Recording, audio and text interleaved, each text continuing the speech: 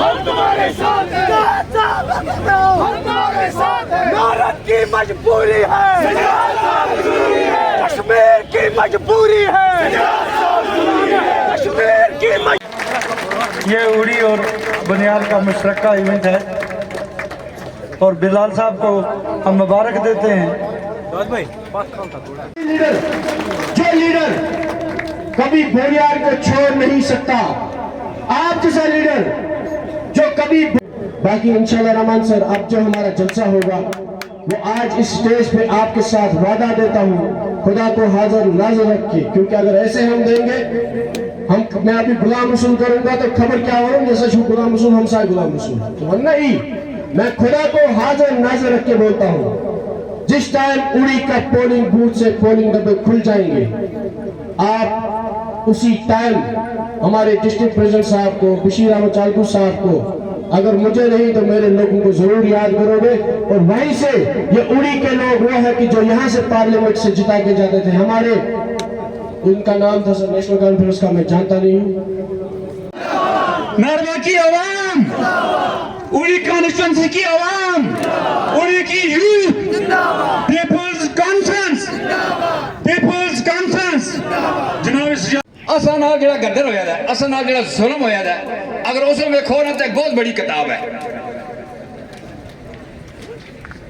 असा कोलू असा सुनी तू बड़ा बड़ा का बड़े खूबसूरत नेशनल कॉन्फ्रेंस दे भी और पीडीपी दे भी कांग्रेस दे भी तरह तरह के बड़े बड़े लीडर असा भेजे पार्लीमेंट में कच करी असी वकालत करियो। अफसोस इस गल का कि उन्हें असा वास्ते लूणा की कणी भी नहीं मंगी खर करके असं आखा अस कोई टीवी से देखा असा लूण मंगया असन एक दिहाड़ी असा वास्ते, ये गल सच है।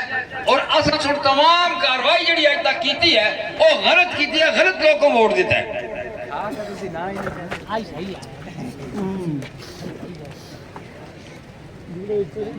ये आप उड़ी कॉन्स्टिट्यूंसी से के साथ आते हैं, जब भी हम लड़ते थे इलेक्शन तो डर होता था कि उड़ी कंबर तोड़ देगी, क्योंकि यहाँ नेशनल कॉन्फ्रेंस बहुत सारे वोट लेती। तो हमें भी बड़ी तमा थी कि जहां से ये कंबर तोड़ने वाले वोट आते हैं उड़ी से तो शायद ये बड़ी डेवलप्ड जगह हो।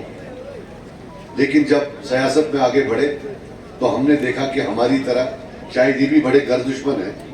घर तो बना नहीं सकते हैं लेकिन अपने ही हाथों से शायद घर को उजाड़ने में तेज है। यही हालात तो हर जगह है लेकिन उड़ी की जरा ज्यादा है। मैं आपको बता दूं कि 1975 से आज तक 96 को छोड़कर 10 एमपी यहां से नॉर्थ कश्मीर से गए। 10 में से 9 जो है नेशनल कॉन्फ्रेंस के गए और 9 के 9 में जो सबसे बड़ा रोल था वो उड़ी का था। लेकिन आज उड़ी के भाइयों को पूछूं कि मुड़ के वो कितनी बार यहां आए, आपका सवाल कितनी बार पार्लियामेंट में उठा। आपका सबसे बड़ा सवाल पानी का था, हाइड्रो का था। पानी जो है अगर सऊदी अरब के पास तेल है तो आपके पास तो पानी था, लेकिन सऊदी अरब कहां से कहां पहुंचा, लेकिन आप तो उधर के उधर रहे। आपका पानी पानी रहा, वो सोना ना कभी बना। और ये सवाल आपको अपने उन हुक्मरानों से करना होगा कि हमारा पानी पानी क्यों रहा, हमारा पानी सोना क्यों नहीं बना। हमारे जो नेशनल कॉन्फ्रेंस के भाई हैं बोलते हैं भाई सजाद साहब तेजी करते हैं, ज्यादा बातें करते हैं, सवाल करते हैं। हो सकता है कि मैं झूठ बोलता हूं, हो सकता है मुझे याद ना हो सकता है जिद हो। चलो नेशनल कॉन्फ्रेंस के भाई बताएं कि पिछले 9 साल में, बिलखुसूस पिछले 5 साल में, ये जो 9 एमपी उन्होंने भेजे पिछले 40 साल से और बिलखुसूस पिछला वाला, इन्होंने वहां किया क्या? कितनी बार नॉर्थ कश्मीर का नाम उठा, कितनी बार कश्मीर का नाम उठा?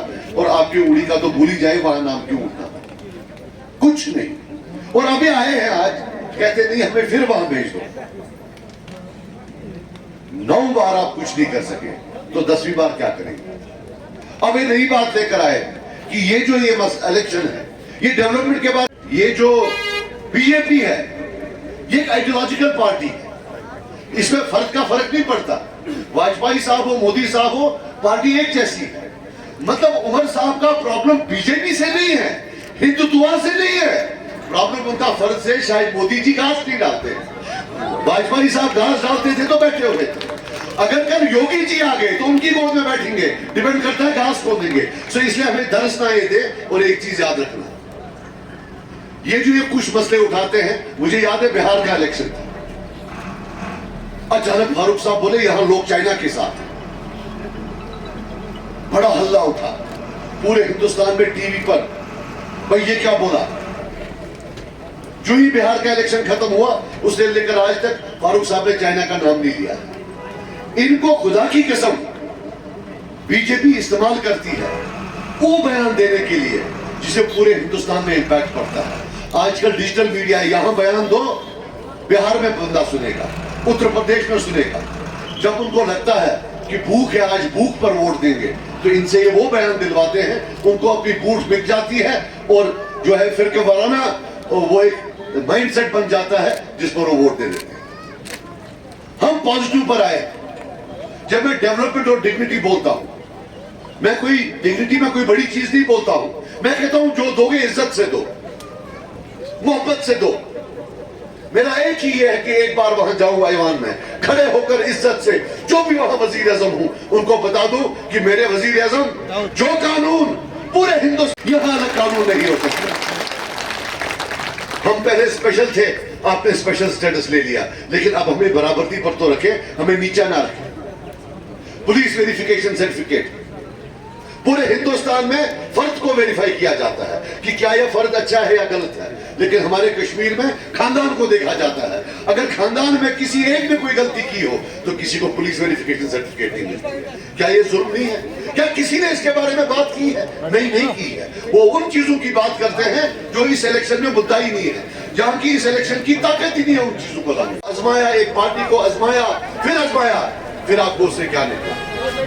हम निकले हैं बाखुदा एक नई तकदीर बनाने के लिए, आपकी, हमारी और अपने सारे कौम। तो याद रखना, अल्लाह ताला ने चाहा, अगर कामयाबी हुई तो इंशाल्लाह हम पहले यहाँ आकर आपसे शुक्रिया करेंगे और अपने काम का आगाज करेंगे। दिल की इन्हीं गहराइयों से मैं उनको वेलकम करता हूँ और सजाद साहब से दरख्वास्त करता हूँ कि उनको वेलकम करें और पीपल्स कॉन्फ्रेंस में उनकी शमूलियत उनको मुबारकबाद पेश करें। और जो बाकी जो जोमा हैं जिनमें हम इन्होंने जम्मू कश्मीर पीपल्स कॉन्फ्रेंस में शमूलियत करने का ऐलान किया है, इसके साथ मैं सैयद जियाउद्दीन साहब और पीपल्स कॉन्फ्रेंस में वेलकम किया जाए। इसके बाद मैं ट्रेनिंग इख्तियार करने की कोशिश की है।